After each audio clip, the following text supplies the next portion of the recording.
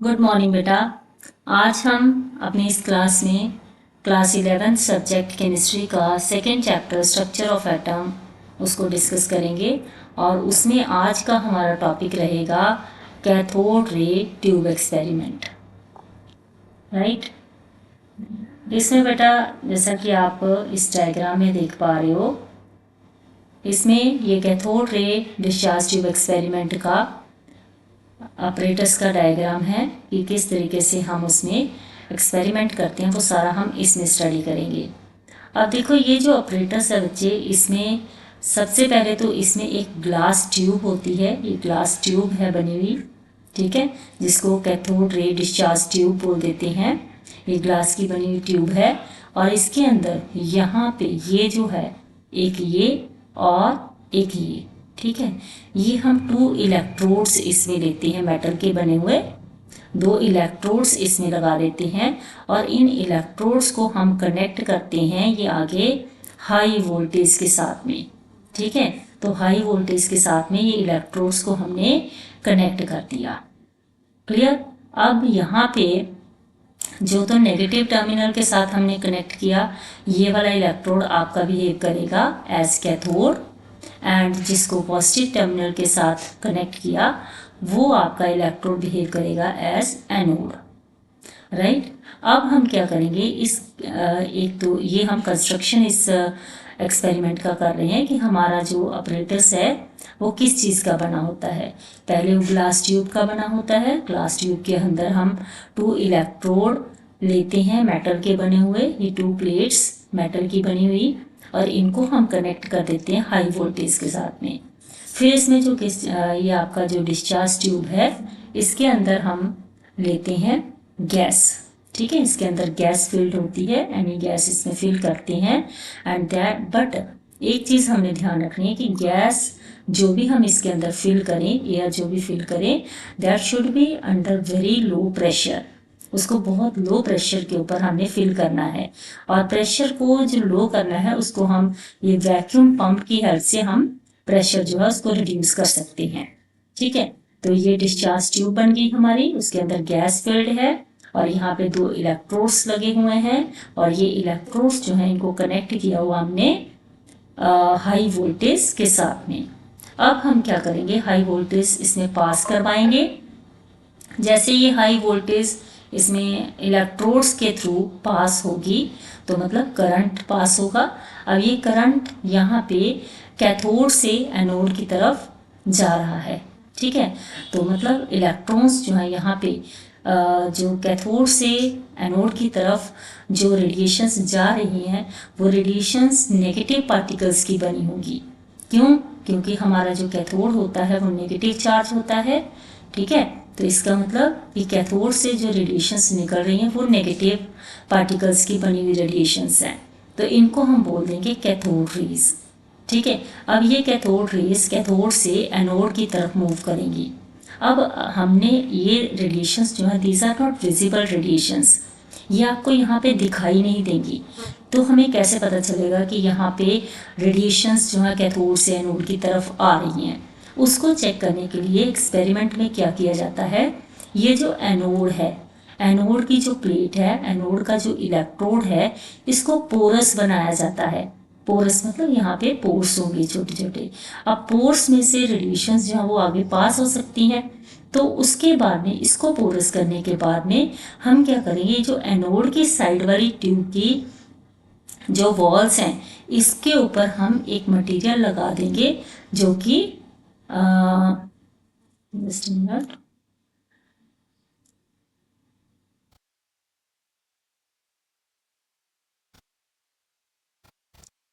ठीक है। तो हम यहाँ पे मटेरियल लगा देंगे जो कि कैसा मटेरियल होगा, फास्फोरेसेंट मटेरियल, ठीक है, फास्फोरेसेंट, और इसको हम बोल सकते हैं फ्लोरेसेंट। राइट। ये हम यहाँ पे मतलब कुछ मटेरियल की कोटिंग कर देंगे जो कैसा मटेरियल होगा, फास्फोरेसेंट या फ्लोरेसेंट। उसमें हम मोस्ट कॉमनली एग्जांपल लेते हैं जिंक सल्फाइड की। तो हम क्या करेंगे, अपने एनोड की जो ये वॉल है ग्लास ट्यूब की, इसको हम कोटिंग कर देंगे with the help of zinc sulphide. अब जैसे आपके रेडिएशंस यहाँ से, क्योंकि हमें चेक करना है कि क्या इधर से कोई रेडिएशंस आ रही हैं, तो अगर रेडिएशंस आ रही हैं तो जैसे इसमें से पास होंगी वो इसके ऊपर स्ट्राइक करेंगी, फ्लोरेसेंट मटेरियल के ऊपर फॉल करेंगी। जैसे वो फ्लोरेसेंट मटेरियल के ऊपर फॉल करेंगी, फ्लोरेसेंट मटेरियल के ऊपर अगर कोई रेडिएशन फॉल करती है तो इट ग्लोज, ठीक है, वो ग्लो करेगा। तो यहाँ पे इसके ऊपर जब ग्लोइंगनेस होगी तो उससे हमें पता चल जाता है कि इसका मतलब यहाँ से कोई रेडिएशंस पास करती हुई इस तरफ को आ रही हैं। तो वो रेडिएशंस जो है, इसका मतलब हमारे जो रेडिएशंस एनोड के ऊपर फॉल किए हैं वो कैथोड की साइड से आ रही थी, इसलिए उसको नाम दे दिया गया कैथोड रेडिएशंस का, ठीक है। और कैथोड रेडिएशंस जो होती हैं उनको कहा गया कि वो नेगेटिवली चार्ज पार्टिकल्स की बनी होती हैं, क्योंकि कैथोड जो होता है वो क्या होता है, नेगेटिवली चार्ज। तो कैथोड रेज क्योंकि नेगेटिवली चार्ज पार्टिकल्स की बनी होती हैं, उन नेगेटिवली चार्ज पार्टिकल्स को बोल देते हैं इलेक्ट्रॉन्स। इसलिए हम कह देते हैं कि कैथोड रेज जो है they consist of electrons. Clear? Cathode rays consist of electrons. तो ये हमारा डिस्चार्ज ट्यूब एक्सपेरिमेंट था, जिसमें हमने ये देखा कि हमारा जो रेडिएशंस हैं, कैथोड से जो रेडिएशंस आ रही हैं दे आर कैथोड रेज, ठीक है। अब हमारे बच्चे इसी एक्सपेरिमेंट से कुछ पॉइंट्स हम करते हैं इसमें कि कैथोड रे एक्सपेरिमेंट के क्या क्या फीचर्स हैं, मतलब उसमें क्या हमें समझ में आया, उसमें कैथोड रेज के बारे में क्या क्या आइडेंटिफिकेशन हमें मिली, वो हम नेक्स्ट यहाँ पे करेंगे। तो उसमें करेक्टरिस्टिक्स ऑफ कैथोड रेज क्या रहेंगे। सबसे पहले तो आप याद रखना कि जो कैथोड रेज हैं वो कहाँ से स्टार्ट होती हैं, फ्रॉम कैथोड, ठीक है। Cathode rays start from anode, ठीक है। कहाँ से स्टार्ट होती हैं ये, sorry just a minute, not from anode, it start from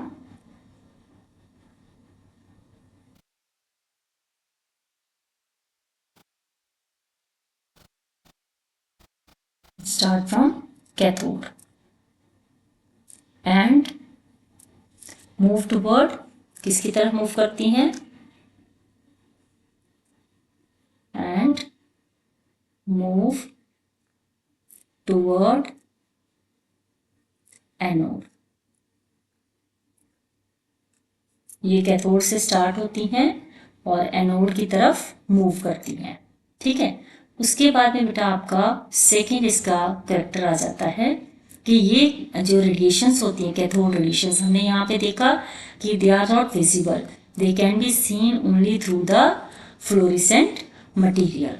तो सेकेंड कैरेक्टरिस्टिक इसका क्या हो गया कि कैथोड रेज जो होती हैं, cathode rays are not visible, वो ऐसे विजिबल नहीं होती, विजिबल बाय देमसेल्व्स, अपने आप विजिबल नहीं होती, बट किसकी हेल्प से उसको विजिबल बनाया जा सकता है, but with the help of phosphorescent material और fluorescent material, with the help of phosphorescent material, with the help of phosphorescent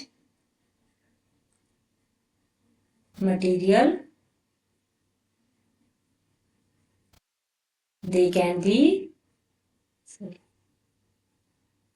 phosphorescent material they can be made, they can be made visible, उनको visible बनाया जा सकता है। Clear? उसके बाद हमारा इसका थर्ड करेक्टर आ जाता है कि इन द एब्सेंस ऑफ, अगर आप कोई इलेक्ट्रिक मैग्नेटिक फील्ड इन रेडिएशन पे नहीं डालते, in the absence of electric and magnetic fields, अगर कोई इलेक्ट्रिक एंड मैग्नेटिक फील्ड्स इनके ऊपर नहीं लग रहे, तो दीज रेडिएशंस, ये रेडिएशंस जो हैं ये स्ट्रेट लाइन में ट्रेवल करती हैं, these radiations travel in straight line. Clear? ये पॉइंट याद रखना, थर्ड पॉइंट। उसके बाद बच्चे आपका यहाँ पे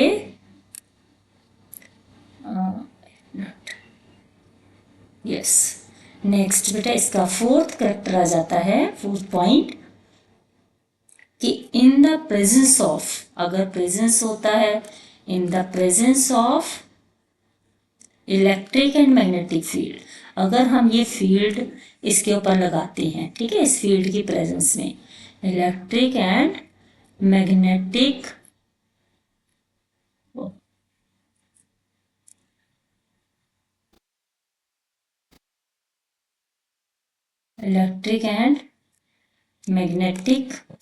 fields, in the presence of electric and magnetic fields, these radiations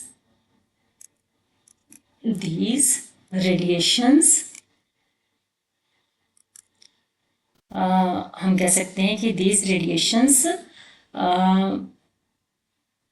show the behavior same to that of, these radiations show the behavior of electrons, ठीक है, क्योंकि कैथोड रेज किसकी बनी होती हैं, बिकॉज दे कंसिस्ट ऑफ, किसकी बनी होती हैं वो, they consist of negative particles, negatively charged particles, electrons. Clear? Next fifth point बच्चे इसका है, that is the last point, the fifth point, the characteristics of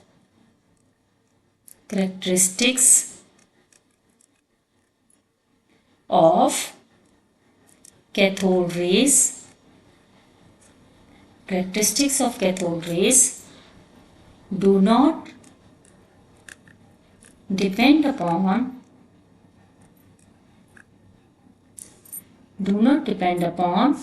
the material of electrodes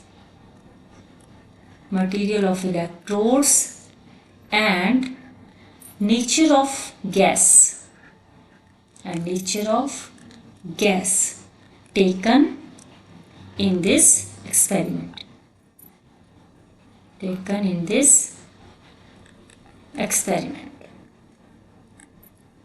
clear? Taken in this experiment. तो ये सब clear हो गया। ये हमारा कंप्लीट क्या है, डिस्चार्ज ट्यूब एक्सपेरिमेंट। ये मैंने नोट्स भी बना दिए इसमें, इसके कैरेक्टरिस्टिक के बारे में, एंड ये ऊपर हमने डायग्राम से भी उसको क्लियर कर लिया। तो ये हमारा discharge tube, cathode ray discharge tube experiment था। तो आज के लिए इतना ही काफ़ी है, बाकी हम नेक्स्ट टॉपिक कल करेंगे। Thank you.